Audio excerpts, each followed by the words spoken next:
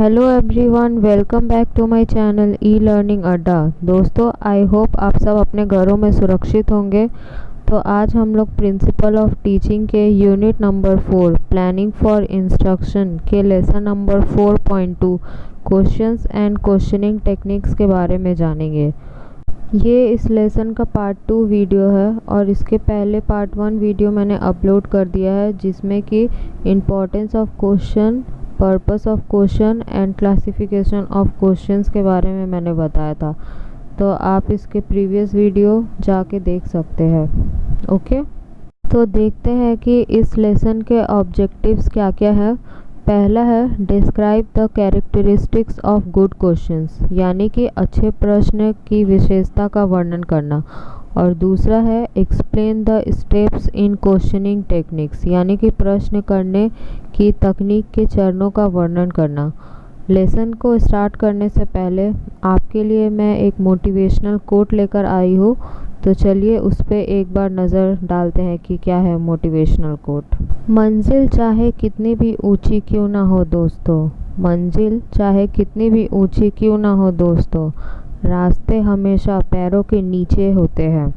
इसीलिए मेहनत करते रहिए और एक दिन ज़रूर आएगा जब आप सफलता को प्राप्त कर लेंगे। इसी के साथ हम अपना लेसन शुरू करते हैं। तो आज का पहला टॉपिक है कैरेक्टरिस्टिक्स ऑफ गुड क्वेश्चंस, यानी कि अच्छे प्रश्नों की विशेषताएं क्या क्या है। There are certain qualities required to say that the questions is good. Those qualities are as follow. सही प्रश्न करने के लिए आवश्यक गुण बहुत से हैं। ये गुण निम्नलिखित है, तो देखते हैं क्या क्या वो गुण है। पहला है क्लैरिटी, उसके बाद simplicity, then challenge, specificity, definiteness, relevance, language and last one directivity. तो चलिए अब इसके बारे में हम लोग विस्तार में जानेंगे कि ये सब गुण क्या क्या है। First we will know about clarity, मतलब स्पष्टता क्या है। The question must be constructed in such a fashion that the trainees should understand easily what is wanted by the questions, even though they may not the correct answer to the questions. यानी कि friends, प्रश्न का निर्माण ऐसे हो कि trainees को समझ में आए कि प्रश्न क्या चाह रहा है। वे हमेशा प्रश्नों के सही उत्तर नहीं जान सकते हैं। तो एग्जाम्पल देखते हैं। What is the make of scooter using. ये क्वेश्चन थोड़ा कंफ्यूजिंग लग रहा है, तो इसकी जगह क्या होने से सही होता, whereas which brand of scooter you are using. ये एक देखिए क्लियर क्वेश्चन है। Next we will know about simplicity, यानी कि सरलीकरण। The teacher must carefully use the word in the question without having any unusual terms which may be difficult or impossible for trainees to understand the meaning. Therefore, questions must be simple.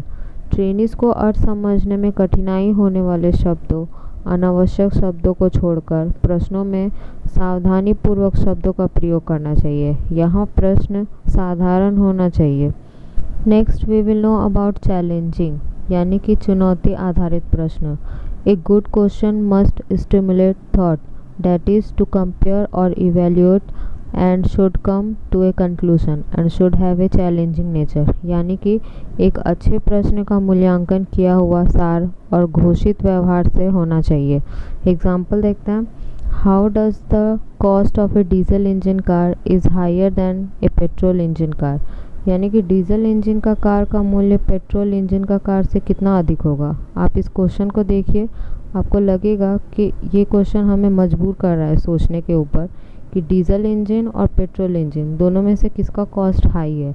हम इसको question देख के evaluate करेंगे, माने मूल्यांकन करेंगे कि किसका कॉस्ट हाई है और किसका कॉस्ट लो है। आई होप आपको समझ में आया होगा। Next we will know about specificity, यानी कि विशेषता। Questions should call for specific rather than general answer and free from ambiguity. The trainee should never be encouraged to bluff and generalize without having some data on which to base the answer. यानी कि सामान्य उत्तर की अपेक्षा विशिष्टता के लिए प्रश्न सरल होना चाहिए। ट्रेनीज कुछ डेटा को आधार मानकर साहस के बिना भी प्रश्नों को हल कर सकते हैं। तो यही है specificity of good questions. Now we will discuss about definiteness, यानी कि निश्चितता। इसमें क्या है देखिए, question must not be subjected to too many interpretations, there should be only one answer to a question.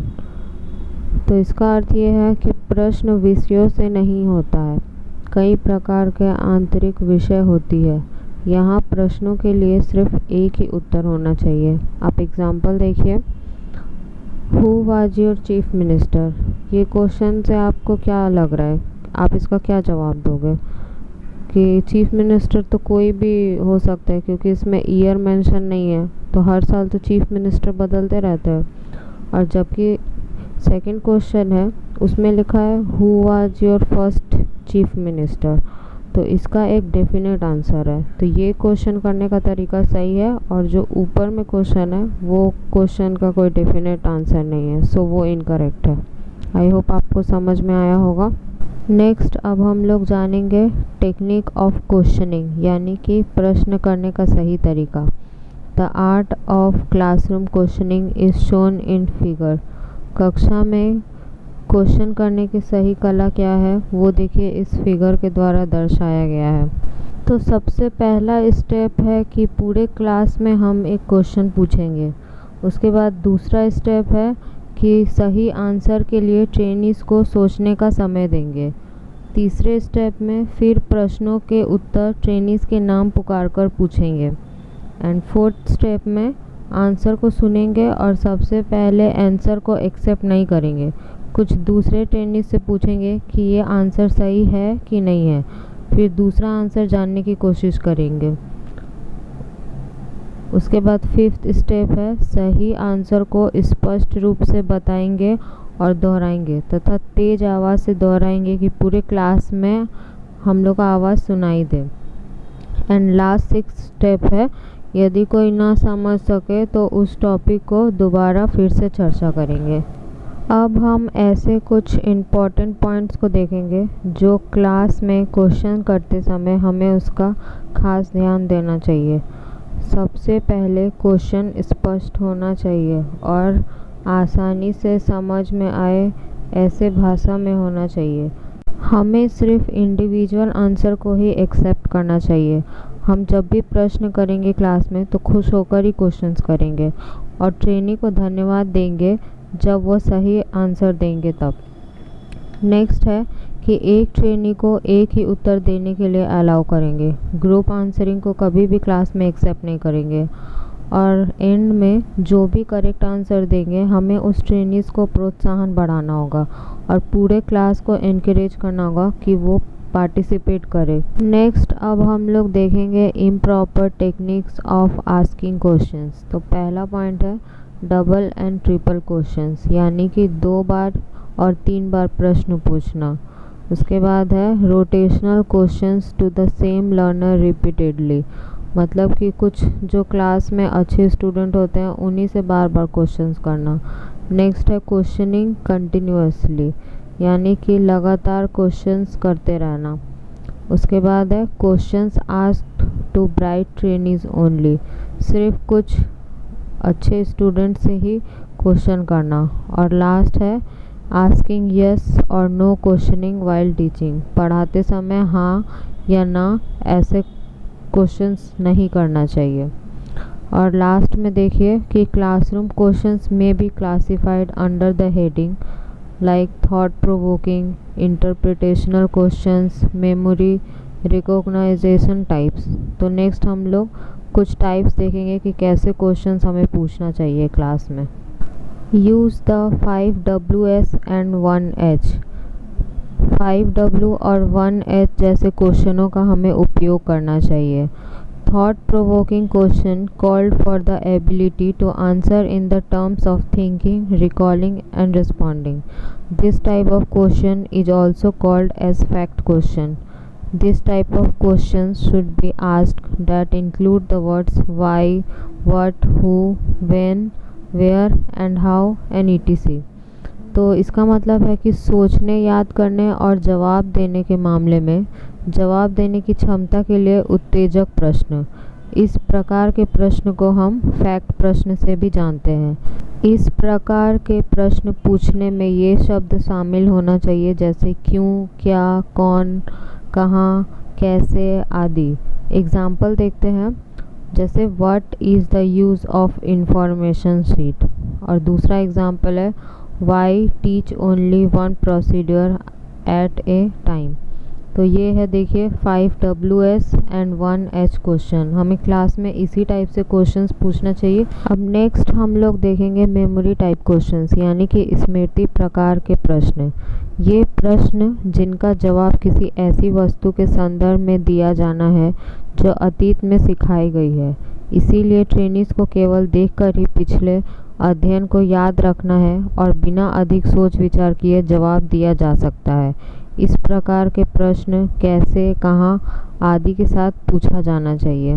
उदाहरण देखते हैं, जैसे कि how milling machine is classified और where round file is used. तो ये है मेमोरी टाइप क्वेश्चंस जो कि बस याद रखने के लिए है, और मतलब अचानक क्वेश्चन पूछेंगे इंस्ट्रक्टर और ट्रेनीज को अचानक ही जवाब देना पड़ेगा।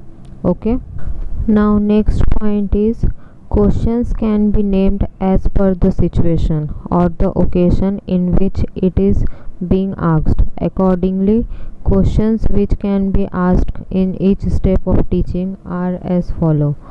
यानी कि प्रश्न के उस स्थिति या अवसरों के अनुसार नाम दिया जा सकता है जिसमें यह प्रश्न पूछा जा रहा है। शिक्षण के प्रत्येक चरण में पूछे जाने वाले प्रश्नों के अनुसार निम्न प्रकार से कहा जा सकता है।